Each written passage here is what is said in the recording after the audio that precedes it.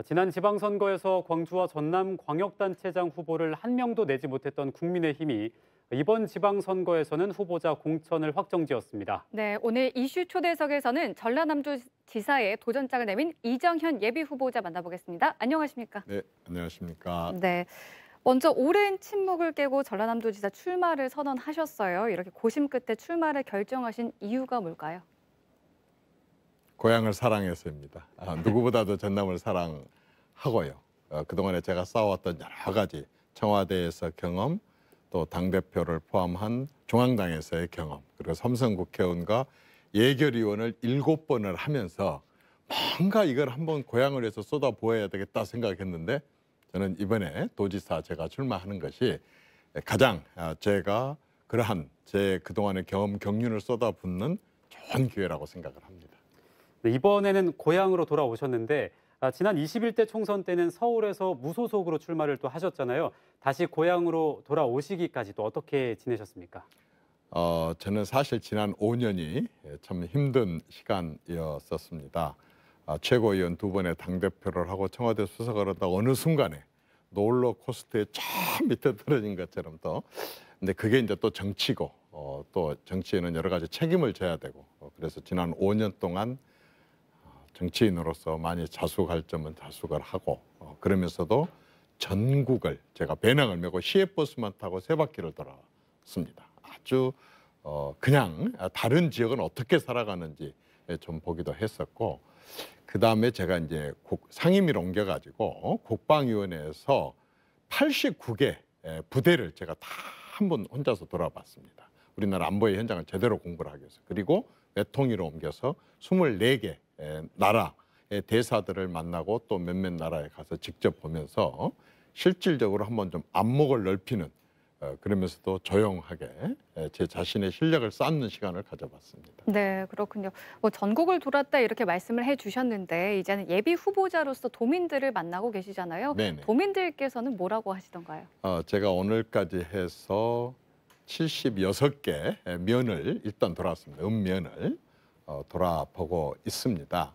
우선 저 개인에 대해서는 또 그렇게 힘든 일을 하려고 하느냐라는 것도 있고, 참 그 결단에 대해서 정말 높게 산다라고 하는 저를 격려해 주신 분도 있지만, 거의 모든 사람들이 하는 얘기가 도대체 우리 지역의 젊은 애들의 일자리, 가장 많은 얘기가 일자리였습니다. 이렇게 젊은 사람들이 떠나고 떠난다고 한다면 어떻게 되겠느냐. 한 분의 말씀이 가장 제 귀에 와서 닿았습니다.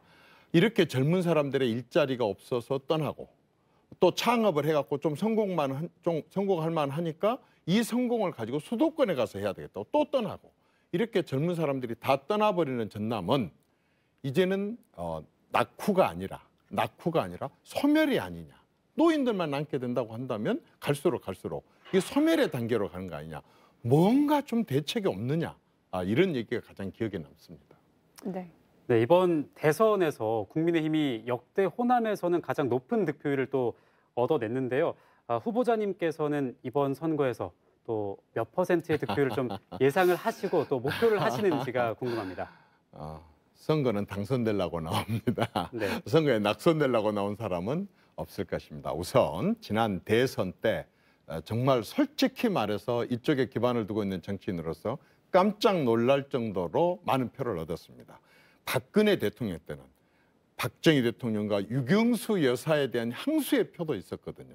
그런데 이번에 그 윤석열 후보가 얻은 표는 윤석열 개인에 대한 표가 아니라고 생각합니다. 저는 호남에서 이제 변화의 그 태동, 이 조짐을 봤습니다. 저 개인적으로는 0.001% 차이로라도 꼭 승리하고 싶습니다. 그래서 제가 갖고 있는 이 역량을 한번 우리 전남에 대변화를 한번 일으키는데 꼭 한번 발휘를 해보고 싶습니다. 네, 변화에 대해서 말씀을 하셨다 보니까 출마 선언을 하실 때 지금까지와는 다른 방식으로 변화를 시키겠다라고 말씀을 하셨습니다. 이 다른 방식이라는 게 구체적으로 어떤 의미일까요? 사실 이제 뭐 우리 주민들이 다 알고 주민들이 선택을 했습니다마는 95년도부터 도지사를 뽑기 시작했고 27년간을 민주당의 시간이었습니다. 27년간의 민주당의 시간. 한 번도 바뀐 적이 없습니다. 민주당도 한 번 정도는 쉬어서 되돌아볼 수도 있고 자성을 할 수도 있는 시간이 27년이었거든요. 저는 그 27년을 어떤 방법으로 바꿔보고 싶으냐. 우선 몇 가지가 있습니다. 무슨 뭐 자동차 공장을 끌어온다 뭘 우선 이 얘기 하기 전에요. 진단을 한번 해보고 싶습니다. 진단.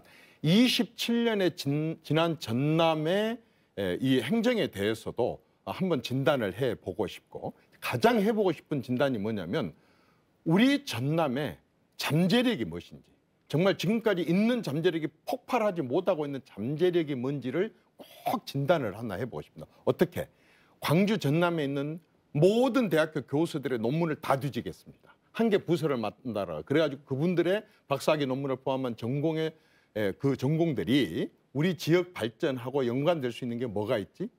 이것을 한번 찾고 싶습니다. 그다음에 광주 전남 출신의 중앙부처에서 고위직에 있었던 분들, 2급 또는 1급 차관, 장관을 지냈던 분들을 분야별로 전부 리스트업을 해가지고 그분들을 빅 자문단을 구성하고 싶습니다. 그래서 그분들의 안목으로 우리 이 전남의 장점이 뭔지, 강점이 뭔지, 잠재력이 뭔지를 분석을 하고 아까 학자들 이것까지 합해가지고 이렇게 해가지고 그래서 20년, 30년을 바라보고 우리의 잠재력을 잘할 수 있는 것을 갖고 잘할 수 있는 것으로 한번 잘해보자라고 한 걸 찾고 싶고 두 번째는요. 좀 웃기는 얘기 같지만 국정원 같은 것을 하나 두고 싶습니다. 전남도에. 무슨 얘기냐. 여기 앉아가지고 상식으로 해갖고 전남 발전이 안 된다고 이겁니다. 세계에 아주 많은 투자자들이 지금 어디다 관심을 갖고 있지? 머스크가 예를 들어서 로켓을 쏘아 올린다. 그럼 우리 공에 있는 로켓들을 그 사람들의 더 좋은 기술을 갖다 투자를 해갖고 여기를 임대로 쓰면 안 될까? 세계 투자자들의 흐름을 굉장히 고급 정보를 입수를 하고 싶습니다. 또 현대그룹이 지금 나르는 택시, UAM, Urban Air Mobility. 이 나르는 택시를 2028년도에 상용화를 한대요. 그렇다고 한다면 지금 뭐가 제가 잠깐 알아봤더니 어디다 그 공장을 세우지가 없습니다. 그렇다고 하면 그런 정보, 대기업들의 정보, 그다음에 중앙부처의 20년, 30년 뒤를 겨냥해서 투자하는 정보를 최대한으로 빨리 입수를 한 다음에 대통령이나 중앙부처에 여기하고 승부를 걸어서 이걸 전남으로 유치하고 싶은 이런 방법으로 해가지고 효율적이면서도 뒤늦게 시작하지만 적어도 4차 산업혁명에 관한 하는 우리 전남이 제대로 좀 역할을 할 수 있도록 하고 싶습니다. 네, 또 최근에 윤석열 정부가 내각 인선을 발표를 했습니다. 광주 전남 출신이 단 한 명도 없어서 호남 홀대론, 호남 소외론이 좀 제기가 되고 있는 상황인데요.